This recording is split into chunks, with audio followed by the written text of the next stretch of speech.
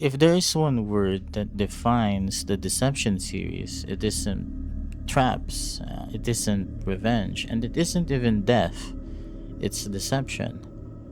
At first, this sounds, of course, obvious. The games literally have deception in their title.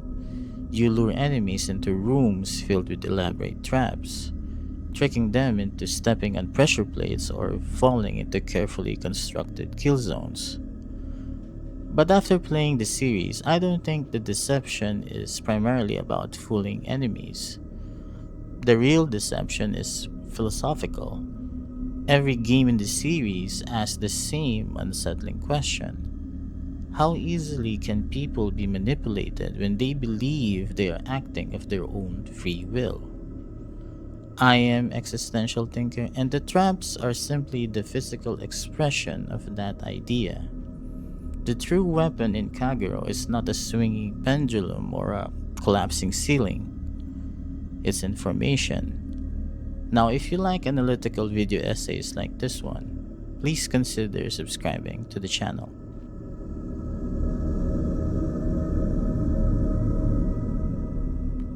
One of the most unusual aspects of the Deception series is that the protagonist is almost always physically vulnerable. Unlike most action games, you aren't encouraged to fight enemies head on. You cannot overpower knights, you cannot duel experienced warriors. You cannot simply become stronger through better equipment. Instead, you survive by controlling what your enemies believe. You make them think a hallway is safe.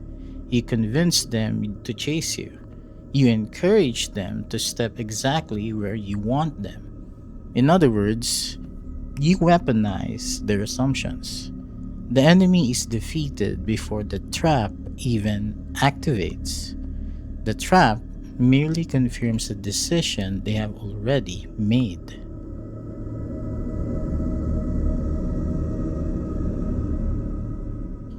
This is why I think many players misunderstand the gameplay. The fun isn't watching someone get hit by a giant boulder. The fun is watching someone choose the path that leads to the boulder. Every successful trap combo begins long enough before the first spike emerges from the floor. It begins with observation. Where is the enemy looking? How aggressive are they? Will they dodge? Will they chase? Will they retreat? The player studies behavior, then manipulates it. Eventually, the enemy begins making decisions that feel natural to them, but every decision has already been anticipated. The deception succeeds because the victim believes they remain in control.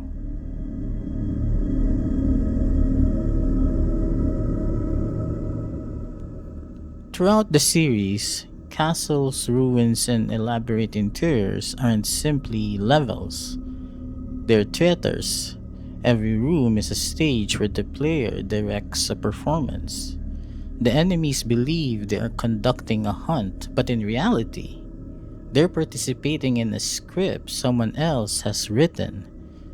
This creates a fascinating reversal because normally the player enters a dungeon full of traps designed by the enemy. In Kagero, the player becomes the dungeon. The architecture itself becomes part of your strategy. Hallways guide movement, corners limit vision, walls create opportunities, rooms stop being locations. They become psychological tools.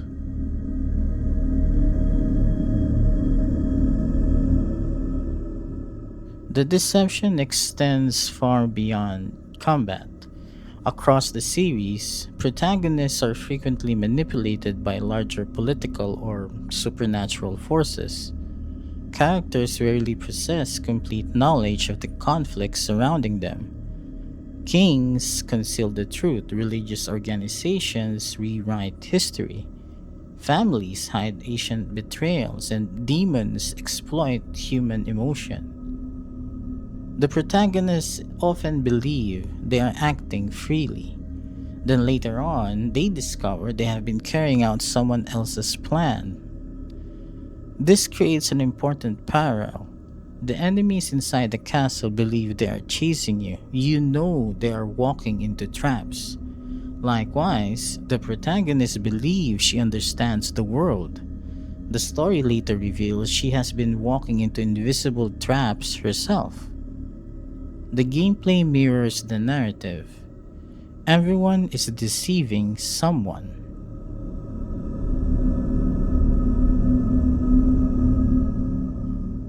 Many deception stories revolve around revenge, but revenge only functions if someone believes a particular version of the truth.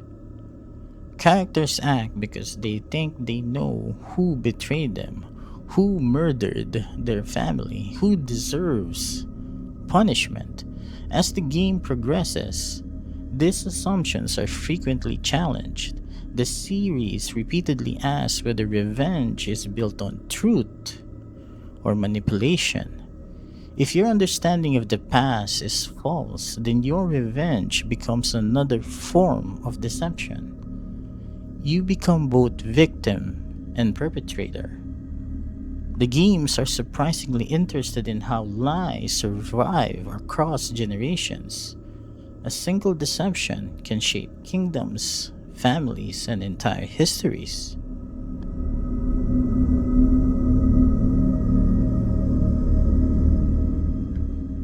One of the most interesting examples appear in Deception 4, The Nightmare Princess, where the game's trap system is divided into three categories: sadistic traps, elaborate traps, and humiliating traps. On the surface, this looks like a scoring mechanic, but symbolically, it's fascinating. The game isn't merely asking how you defeat an enemy, it's asking what kind of manipulator you become. Do you seek efficiency, entertainment, cruelty, humiliation? The player is given enormous control over another person's fate, and the game quietly asks what that says about the player. The deception isn't only directed outward, the game begins examining your own motivations.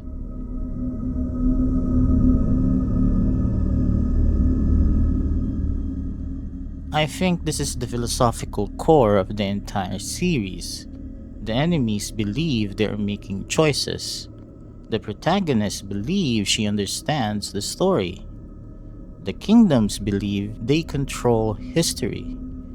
Everyone believes they possess agency. But hidden beneath every decision is someone influencing the outcome. This doesn't mean free will disappears.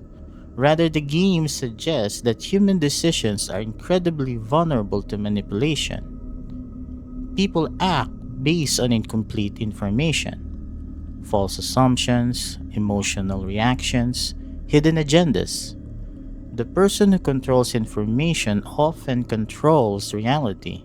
That is a far more frightening idea than any spike trap.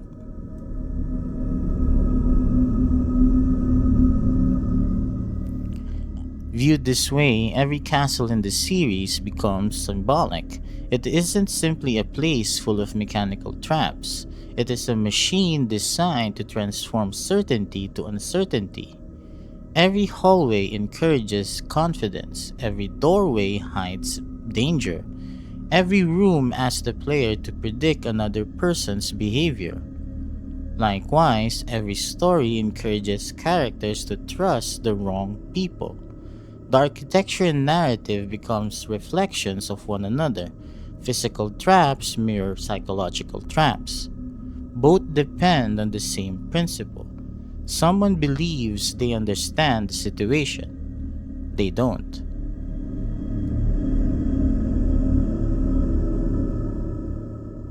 I believe that the deception in the Kagero Deception series is not simply that enemies walk into traps. It is that everyone believes they're acting freely while someone else quietly shapes their decisions. The player deceives enemies. Kings deceive nations. Families deceive their children. History deceives those who inherit it. And even the protagonist is often deceived about the true nature of her own journey. The mechanical traps are memorable because they are creative and brutal, but they are only the surface. The deeper deception is the illusion of control. The series suggests that the most effective trap is not one hidden beneath the floor. It is the one hidden inside a person's understanding of reality. By the time the victim realizes they have been manipulated, the trap has already been sprung. And perhaps that is why the series is called Deception. Not because people die, but because almost no one ever realizes they're being deceived until it's far too late. In Haunting Ground, a young girl runs away from pursuers who all wanted something from her, and it becomes a fascinating story about losing one's agency. I am Existential Thinker. Thanks for watching.